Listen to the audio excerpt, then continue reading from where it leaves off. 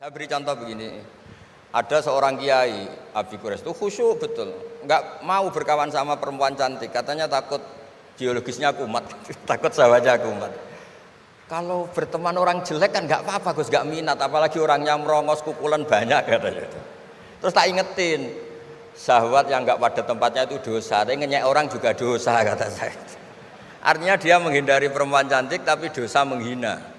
Melihat alumni UGM yang sukses kita bangga, yang bikin masalah kita istighfar, gitu aja gampang kan urusannya. Semuanya harus dilatih lah, bahagia itu dilatih. Syukur-syukur model wali ya, terus sujud, terus sungkem di Allah. Kalau nggak model wali ya dilatih yang gampang-gampang. Saya teringat konflik itu dimulai dari tersinggung. Saya ulang lagi, konflik itu dimulai dari tersinggung. Saya punya sekian khazanah tentang ngelola tersinggung. Cocok tidak cocok harus baik, itu perintah Allah. Jangan yang cocok di kita membebek, nggak punya prinsip, nggak punya ideologi. Saya diundang di sini, kalau nuruti nafsu saya tidak cocok. Kiai kok diatur-atur. Jadi kalau hidup kamu sudah bertautan dengan Allah, semuanya indah. Maka yu'minu billahi wal yaumil akhir falyukrim jarahu. Kalau kamu iman sama Allah dan Rasul, hormati tetangga kamu. Bukan pakai hukum sosial. Kalau baik saya baiki, kalau enggak. Berarti Anda terdikte oleh makhluk. Terdiktelah oleh Allah Subhanahu wa taala yang suruh supaya kita selalu baik. Contoh-contoh muamalah kebangsaan, beda agama itu cukup. Referensi kita cukup. Yang enggak cukup adalah pikiran kita yang sempit, itu masalahnya pikiran kita. Nah, tidak semua kebaikan disebarkan itu baik karena ini ada hitung-hitungannya. Bismillahirrahmanirrahim. Kebetulan saya ini ahli tip betul, jadi insya Allah gampang. Saya tadi tersanjung lah dipuji Pak Munjid, katanya saya ini orang yang gampang saja menangani macam-macam. Memang faktanya gampang, dunia ini tidak ada yang susah. Yang susah itu tadi kata Abi Quraisy, hati kamu dikelola nggak apa-apa, gampang. Saya beri contoh begini. Ada seorang kiai, Abi Quraisy itu khusyuk betul, nggak mau berkawan sama perempuan cantik, katanya takut biologisnya kumat, takut sawahnya kumat. Kalau berteman orang jelek kan nggak apa-apa, Gus, nggak minat, apalagi orangnya merongos, kukulan banyak katanya. Terus tak ingetin, syahwat yang nggak pada tempatnya itu dosa, tapi ngenyek orang juga dosa kata saya. Artinya dia menghindari perempuan cantik tapi dosa menghina. Itu juga ada orang yang nggak mau berteman orang kaya, takutnya tamak gini-gini, senengnya sama orang miskin. Ternyata apa? Diperbudak, disuruh mijetin, disuruh-suruh. Dosanya yang berbudak itu.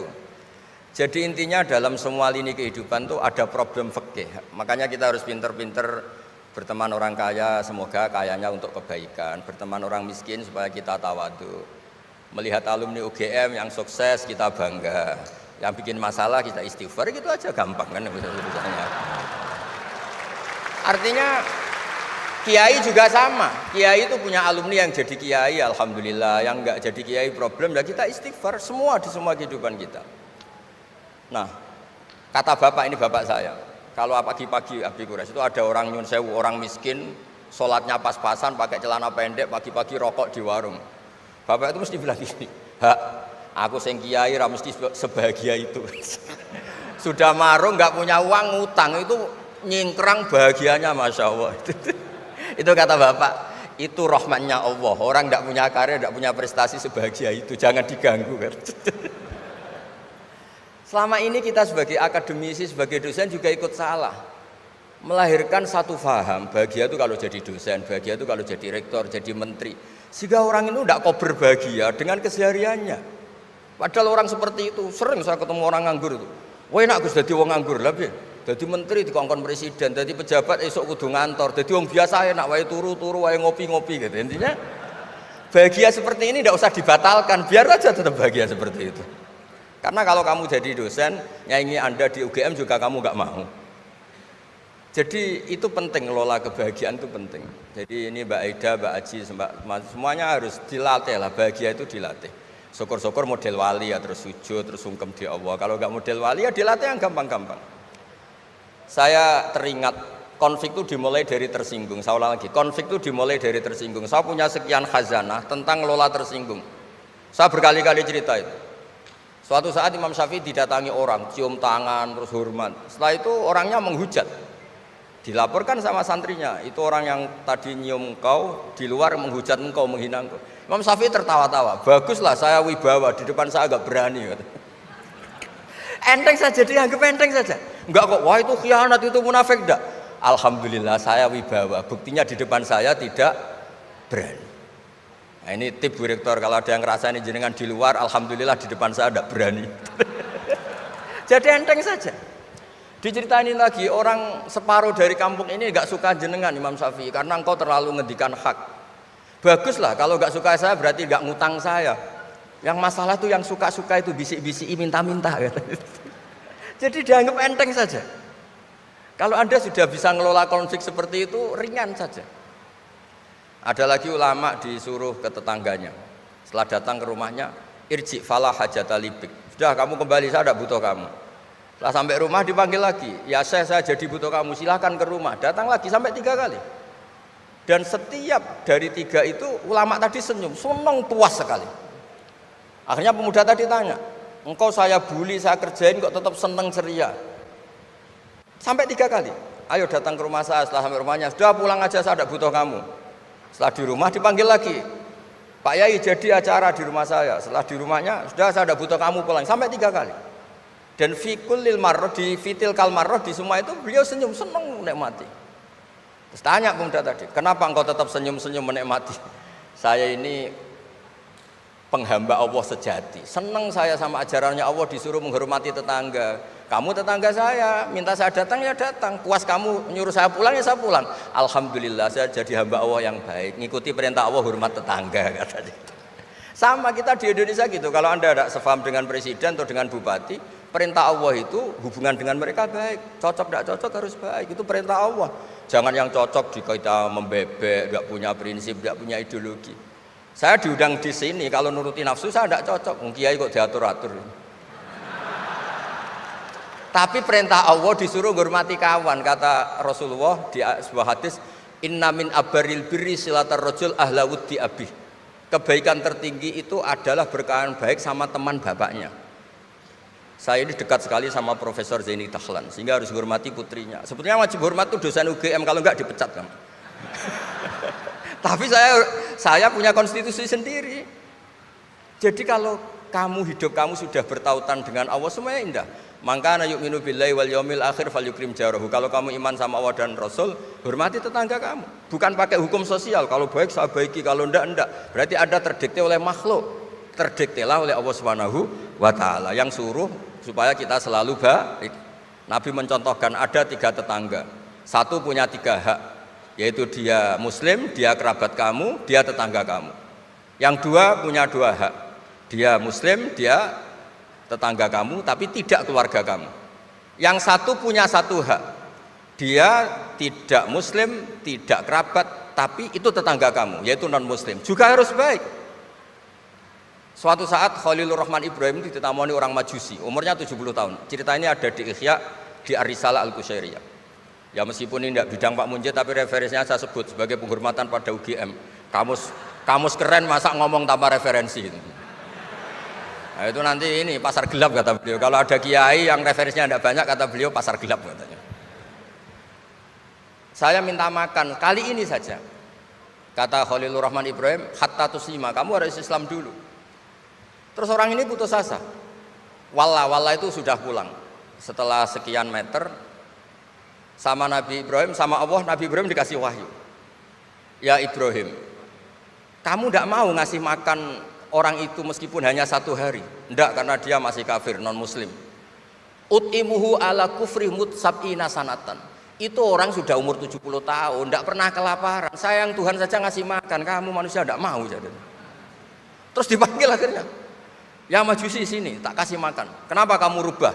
Ditegur sama Tuhan, karena kata Tuhan, saya yang Tuhan saja, yang dikafiri dia tak kasih makan, kok kamu manusia kok ribet. Akhirnya dikasih makan.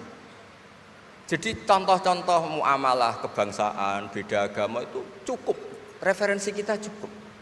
Yang enggak cukup adalah pikiran kita yang sempit, itu masalahnya pikiran kita. Wong Islam itu kepenak, enak betul. Saya punya saudara, punya keluarga, saya tadi cerita Pak Kures. Wah itu haternya banyaknya bukan. Tapi bilang ke saya, Dah Gus, kita sama-sama wali. Syaratnya wali itu hanya dua, dicintai banyak orang atau dihujat banyak orang. Kalau dihujat banyak orang itu ngilangi dosa kan. Islam itu enak, dicintai orang ya ibadah, dirasani orang ngilangi apa? Dosa. Maka kamu jadi dosa. Tenang saja. Kalau mahasiswa senang energi kebaikan, kalau tidak senang ngurangi dosa, kan enak kan?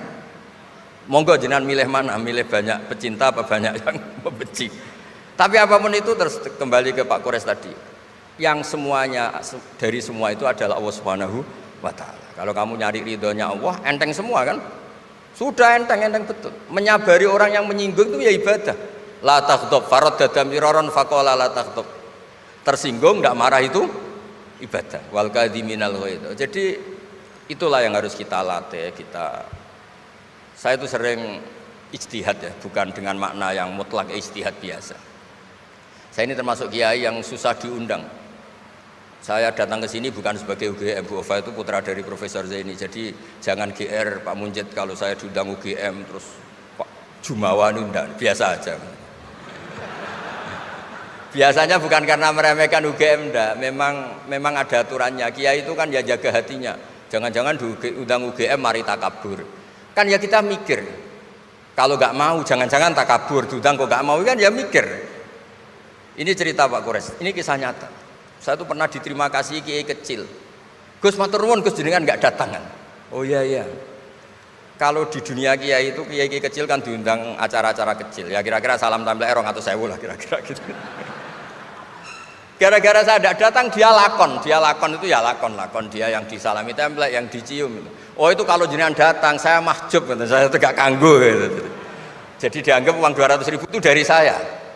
Ternyata menghadiri acara kecil itu tidak solusi juga. Kalau kita kiai besar datang ke acara kecil, ini namanya menghentikan rezekinya yang kecil. Itu ibarat toko besar dekat kelontong kecil gitu. Tapi kalau tidak datang, sombong betul setelah kiai besar diundang yang kecil nggak mau. Nah itu namanya istihad. Istihad itu satu pemikiran yang tadi yang diceritakan Mas Haji tadi. Mau tidak mau kita secara sosial itu berdebat. Sebaiknya kita ini merakyat apa enggak? Kalau merakyat dengan tema-tema rakyat, urusannya makan, mungkin kita tidak jadi negara maju. Tapi kalau terlalu tema-tema besar, jangan-jangan lupa ngasih makan. Ya sudah, itu istihad. Ini yang terakhir saya cerita perbedaan pendapat. Dulu Al Haris Al Muhasibi itu pernah punya ide. Ini temannya Imam Ahmad, temannya Imam Syafi'i. Ya Imam Ahmad saya mau ngarang buku tentang menolak faham-faham Mu'tazilah, faham-faham yang nggak benar. Menurut Anda gimana? Jawabannya lucu. Jangan katanya. Kenapa? Sebelum Anda membantah mereka, meluruskan mereka, pasti Anda cerita argumentasi mereka. Ketika cerita argumentasi mereka, jangan-jangan mereka lebih tertarik argumentasinya Mu'tazilah daripada argumentasi Anda. Berarti Anda ikut menyebarkan kebid'ahan itu. Terus oh iya. Nah ini mohon maaf ini mahasiswa UGM yang masih muda-muda ini. Misalnya rektorat bikin pengumuman. Nyun sewu ada gambar yang seronok, yang menarik. Terus ditulis gini, jangan lihat ini bahaya. Misalnya. Orang lihat tulisan jangannya apa ngelihat gambarnya? Nah, tidak semua kebaikan disebarkan itu baik karena ini ada hitung-hitungannya. Saya sebagai ulama ahli sunnah misalnya, tahu madzhab Mu'tazilah, tahu madzhab yang lain-lain itu dari cerita ulama itu.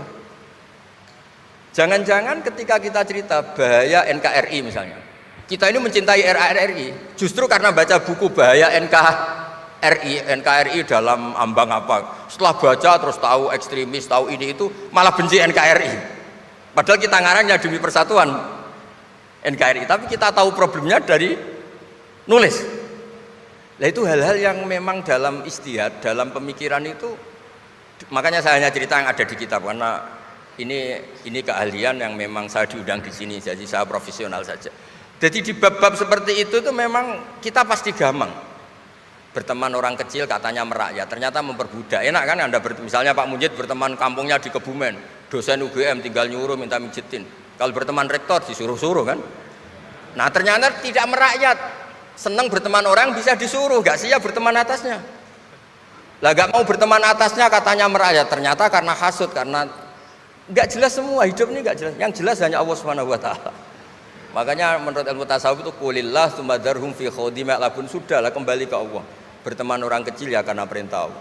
Kalau karena perintah Allah pasti inginnya ikram, memuliakan. Berteman orang besar juga karena perintah Allah supaya ada hasud, supaya Indonesia ada chaos. Kayak tadi yang didawuhkan Pak Quraisy, la imamun khusyum khairun min fitnatin tadum. Imam yang dengan arti salah itu masih lebih baik ketimbang chaos. Karena kalau chaos lebih gak kebayang. Ya apapun itu cukuplah khazanah-khazanah Islam untuk mendidik kita sebagai orang yang menjaga kebinekaan, menjaga ukhuwah. Ya, terima kasih. Oke.